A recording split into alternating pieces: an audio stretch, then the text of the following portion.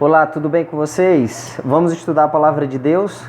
Nós estamos nesse momento confinados à nossa casa, mas nós temos em nossas mãos a Bíblia, a palavra de Deus que nos conforta. E eu quero convidar você e sua família para podermos estudar a palavra de Deus nesse momento. Eu sou o pastor Emailson e quero estender as minhas boas-vindas a todos vocês que estão assistindo esse vídeo e convidá-los a gastarmos um pouquinho do nosso tempo no estudo, meditando e também buscando a presença do nosso Salvador através da sua palavra e através da oração, ok? Então, compartilhe esse vídeo, se inscreva no nosso canal, ative o sininho para que você possa receber os outros vídeos que nós vamos estar postando aqui no YouTube e que Deus derrame as bênçãos dele sobre a minha vida, a sua vida, derrame as bênçãos dele na vida da nossa família.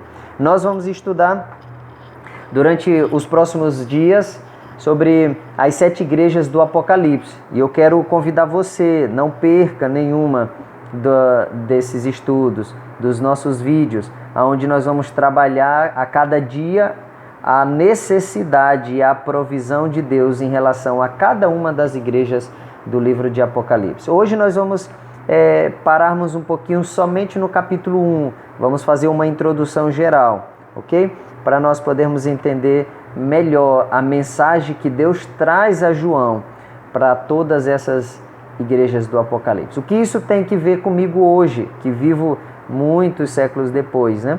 O que isso tem que ver com a minha família e o momento que nós estamos vivendo.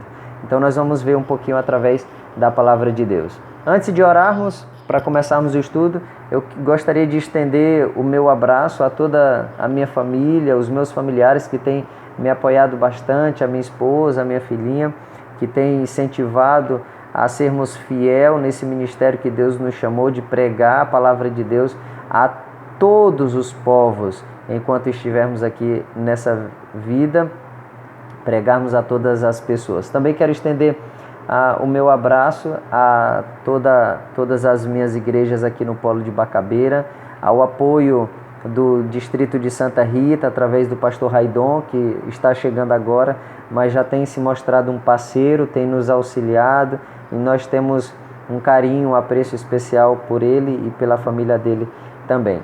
Então vamos fechar os nossos olhos para a gente poder pedir sabedoria do céu, para a gente poder entender melhor a palavra dele. Soberano Deus e eterno Pai, nós estamos reunidos na nossa casa, porque nesse momento não podemos sair, mas sabemos e acreditamos que não podemos sair, mas o Senhor pode entrar, o Senhor pode vir e habitar na nossa casa, na nossa família, se fazer presente aqui conosco, nos ensinando da Tua palavra. Nós queremos estudar a Tua palavra e que a Tua voz ecoe na nossa mente e no nosso coração nesse momento, durante esse estudo. Oramos em nome de Jesus. Amém, Senhor. Amém.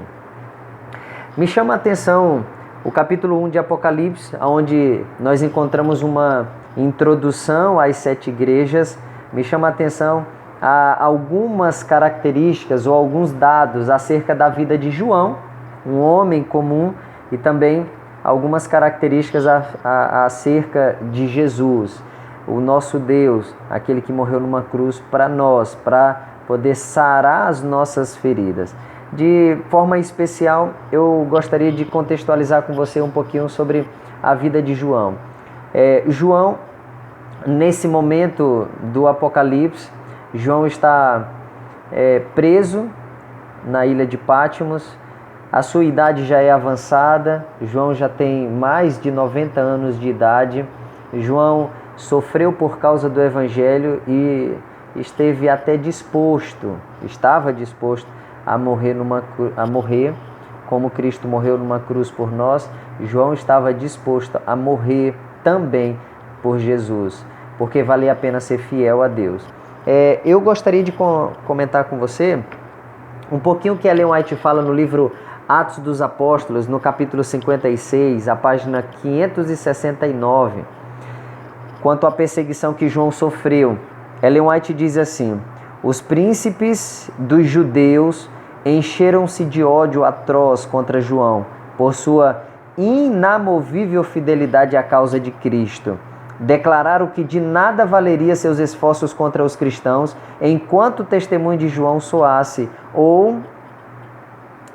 aos ouvidos do povo, para que os milagres e ensinos de Cristo fossem esquecidos. A voz da ousada testemunha teria de ser silenciada. Nós encontramos então o inimigo irado contra um homem que decidiu ser fiel a Deus. Eu queria convidar você a meditar um pouquinho, a pensar um pouquinho sobre os teus atos, o que nós temos feito, pensarmos um pouquinho em relação ao nosso passado. Nós estamos confinados nesse momento à nossa casa, transformando-a em uma igreja, estudando a palavra de Deus, e esse é um momento oportuno que eu e você, que nós devemos parar e pensar quais foram os nossos atos até agora, o que nós temos feito, quantas bênçãos de Deus nós conseguimos contar, quantas milhares de vezes Deus proveu as nossas necessidades, porque nós devemos, a partir de hoje, sermos seres humanos melhores, sermos pais melhores, mães melhores, filhos melhores, cristãos melhores. Nós temos que decidir viver para esse evangelho. A Bíblia traz algumas características de João, e esse homem era perseguido por causa da palavra de Deus, por causa da fidelidade dele, porque ele não podia silenciar os milagres. Você viu que nós lemos aqui, aonde o inimigo trabalha e os líderes da época, relatado aqui por Ellen White, diz: para que os milagres e ensinos de Cristo fossem esquecidos, a voz da ousada testemunha teria que ser silenciada. Acreditava que para que os milagres e o testemunho de Jesus fossem esquecidos, João teria que morrer. Nesse momento, João então é levado à ilha de Patmos. João ele é confinado àquela ilha, àquela prisão, onde João estava sendo escravizado, levado ao trabalho forçado por causa do Evangelho. Se você olhar comigo, no capítulo 1, versículo 9, a Bíblia vai relatar as palavras de João dizendo: eu, João, irmão vosso e companheiro na tribulação, no reino e na perseverança, em Jesus, achei-me na ilha chamada Patmos, por causa, primeiro, da palavra de Deus, segundo, por causa do testemunho de Jesus. João estava confinado à morte por causa de sua fidelidade. A sua fidelidade era inabalável. Quando João está na ilha de Patmos, ele teve a oportunidade então de refletir sobre os seus atos passados até o presente momento. E eu queria compartilhar mais um texto que Ellen White nos fala no capítulo 56 ainda, na página 571, ela diz assim: entre as rochas e recifes de Patmos, João manteve comunhão com o seu Criador, recapitulou sua vida passada e, ao pensamento das bênçãos que havia recebido, a paz encheu-lhe o coração. Quando João está na ilha de Patmos, ele teve tempo suficiente de pensar em toda a sua vida passada, todos os seus atos. E Ellen White deixa muito claro que João, ao pensar em todo o sacrifício que ele fez, ele faz então uma soma, coloca na balança as suas tribulações e as bênçãos que Deus derramou sobre a vida dele. E as bênçãos de Deus se tornam mais pesadas, mais valiosa. E o texto de Ellen White diz que a paz de Deus então enche o coração de João. É verdade que eu posso estar falando com alguém que tem sofrido bastante, com alguém que tem sofrido crises financeiras, crises familiares, talvez tenha se afastado de Deus por ser injustiçado, porque parece que a vida não tem sido muito boa, mas quando nós paramos para pensar, e esse é o momento oportuno que estamos na nossa casa, quando nós paramos para pensar, nós temos o privilégio de colocar na balança as tribulações, mas também nós temos o privilégio de colocar do outro lado da balança as bênçãos de Deus. E nós temos a certeza e a garantia de que a paz do céu encherá o nosso coração. João estava ali por causa do testemunho. Eu fico imaginando, talvez se fosse um de nós que estivéssemos ali naquela ilha, nós poderíamos estar pensando, nós estamos aqui por causa da palavra de testemunho de Jesus. Aonde ele está? Será se ele me abandonou? E nós encontramos nesse momento então a experiência, uma das experiências mais extraordinárias de João. João, ele ouve a voz de Jesus. Quando João ouve a voz de Jesus, a Bíblia deixa muito claro que ele se volta para ver quem estava falando com ele. E ele vê um Jesus glorificado. Deus seja louvado pelas provisões que nós temos encontrado na palavra de Deus. O conforto que esses homens deixam para nós através do legado que eles fizeram. E nós temos hoje o privilégio, de estarmos na nossa casa, com a nossa família, com a palavra de Deus em nossas mãos, refletindo sobre todas as bênçãos que Deus tem derramado sobre nós. Deus quer o nosso coração, a nossa fidelidade. Mesmo diante das tribulações, Deus tem prometido para nós um lar eterno. E Ele tem prometido suprir todas as nossas necessidades. Eu queria compartilhar com vocês alguns dados acerca de Jesus, do Jesus glorificado que João vê. Em primeiro lugar, João vê um Jesus usando roupas sacerdotais e que anda no meio dos candeeiros. Você pode ler do versículo 9 até o versículo 20 do capítulo 1, que você vai perceber que Jesus se apresenta com várias características. Por exemplo, a Bíblia vai dizer no versículo 14, a sua cabeça e cabelos eram brancos como a alva lã, como a neve, os olhos como chama de fogo, os pés semelhante ao bronze polido, como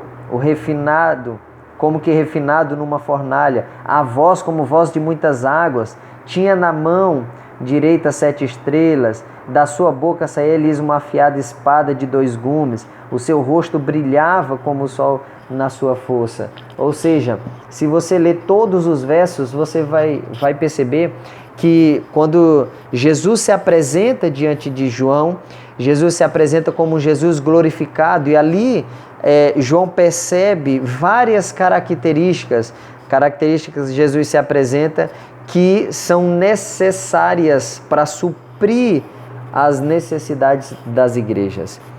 A pergunta que eu faço é por que Jesus estava andando, o que ele estava fazendo no meio das igrejas. Jesus se apresenta dizendo que ele tem em sua mão direita a mensagem às 7 igrejas. Mas Jesus também se apresenta dizendo que ele está andando entre as igrejas. Como eu falei na oração, nesse momento nós não estamos com oportunidades de sair à igreja para adorar a Deus, mas nós temos a oportunidade, o privilégio de abrir as nossas portas para que Jesus venha à nossa casa e habite no nosso coração, que faça da nossa casa uma igreja, do nosso coração a morada de Jesus. João vê Jesus andando entre as igrejas, porque Jesus está querendo suprir as nossas necessidades. Nós vamos estudar a partir de amanhã o problema, a promessa, os milagres que Deus faz a cada uma das igrejas. Mas eu quero dar ênfase o que Jesus diz a João. Primeiro, João é confortado pelas palavras de Jesus, onde Jesus disse: ei amigão, eu conheço as tuas necessidades, eu sei, eu estou no meio de vocês, eu sei quais são as tuas enfermidades.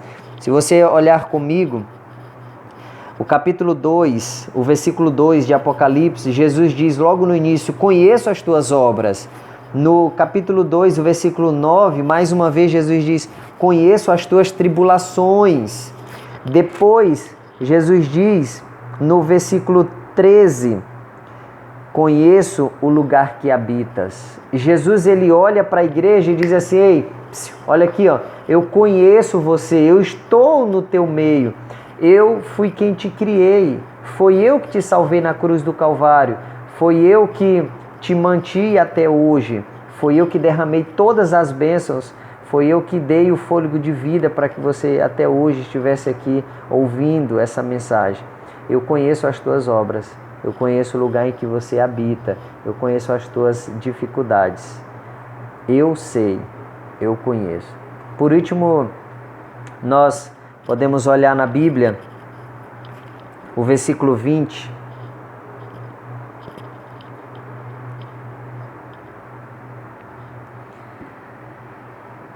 O versículo 20 do capítulo 1. Quanto ao mistério das 7 igrejas que vistes, a minha mão direita e os 7 candeiros de ouro, as 7 estrelas são os 7 anjos das 7 igrejas. A mensagem. E os 7 candeiros são as 7 igrejas. Jesus, ele diz assim, que ele está andando no meio das igrejas e que ele envia uma mensagem a cada igreja. Jesus então olha para João e diz assim: João, envie essa mensagem às 7 igrejas. Qual a mensagem que Jesus envia às 7 igrejas? Eu conheço as tuas dificuldades. Eu sei qual é o teu problema, quais são as tuas tribulações. E eu estou aqui para suprir as tuas necessidades. Se você olhar comigo, nós podemos perceber então que João faz uma avaliação da cabeça até os pés de Jesus e sempre há uma característica diferente, porque Jesus se apresenta com características diferentes para cada igreja e esta característica está relacionada com a necessidade de cada igreja. Eu vou dar um exemplo, nós encontramos em todas as 7 igrejas, mas nós podemos ver logo na primeira igreja esse exemplo. Você pode acompanhar comigo, Apocalipse 1, versículo 13. A Bíblia diz assim: e no meio dos candeeiros um semelhante ao filho de homem, com vestes talares e cingido à altura do peito com uma cinta de ouro. E o versículo 16, tinha na mão direita 7 estrelas, e da boca saía-lhes uma afiada espada de 2 gumes. O seu rosto brilhava como o sol na sua força. Essa era a característica de Jesus, que ele se apresenta a João, mas essa também é a característica que vai ser necessária para resolver os problemas da primeira igreja de Éfeso. O capítulo 2, o versículo 1, nós encontramos as mesmas palavras ou as mesmas características que Jesus apresenta. A igreja de Éfeso, o versículo 1 diz: ao anjo da igreja em Éfeso escreve: estas coisas diz aquele que conserva na mão direita as 7 estrelas e que anda no meio dos 7 candeeiros de ouro.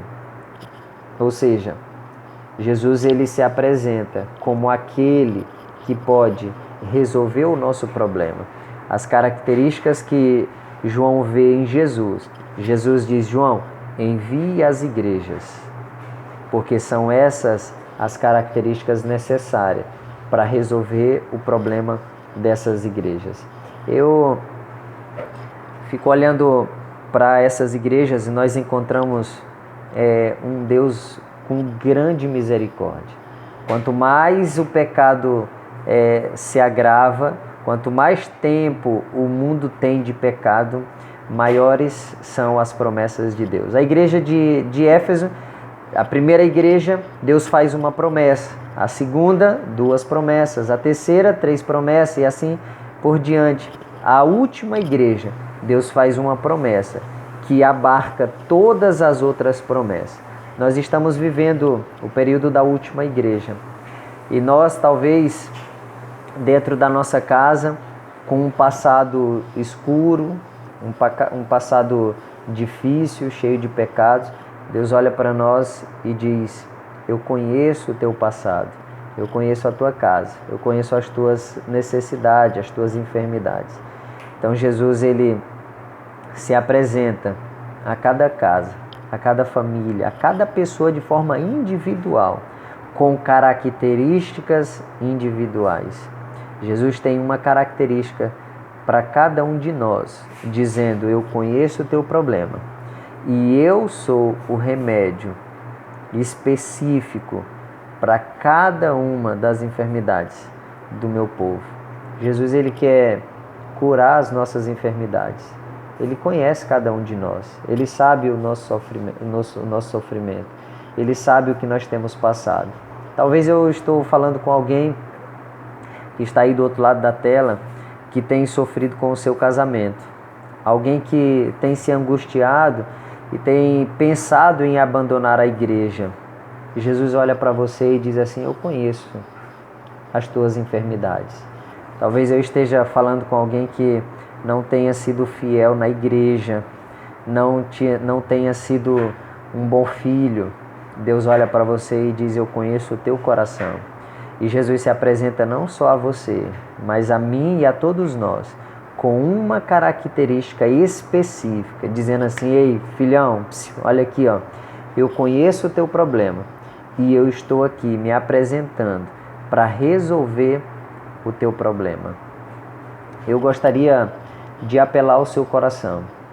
Se você pensa que está no final do túnel, no fundo do poço, não há mais solução para os teus problemas, que Deus o abandonou, quando você virar as costas, você vai ver um Jesus que se apresenta dizendo: eu conheço você. João foi confortado, colocando na balança os problemas e as bênçãos de Deus. Faça isso. Vá ao seu quarto, ajoelhe ao pé da sua cama, com a palavra de Deus, e olhe para o céu e diga: Senhor, eu preciso que o Senhor me socorra. Eu preciso da sua ajuda. E eu tenho certeza que esse Jesus que confortou o coração de João e enviou uma mensagem a cada uma das igrejas, também vai estar presente ao seu lado, dizendo: eu trago paz ao seu coração. Gostaria de orar com você. E gostaria que você continuasse em oração, sozinho também, pedindo para que Deus continuasse a realizar e a suprir as nossas necessidades. Vamos orar ao nosso Deus? Soberano Deus e eterno Pai, nós te agradecemos porque o Senhor decidiu um dia morrer na cruz e essa mensagem chegou ao nosso coração de um Deus que conhece as nossas necessidades e tem o poder de suprir as nossas enfermidades, transformando o nosso coração e nos preparando para a vida eterna. Eu quero te pedir uma bênção especial sobre essas pessoas que têm sofrido, que estão assistindo esse vídeo agora, que teu Santo Espírito seja derramado sobre a vida deles, curando as suas enfermidades, restaurando qualquer uma de suas dificuldades. Nós oramos agradecidos no nome de Jesus. Amém. Amanhã eu encontro você mais uma vez para estudarmos agora sobre a igreja de Éfeso, a primeira igreja. Eu conto com a tua presença. Que Deus abençoe. Um abraço e até lá.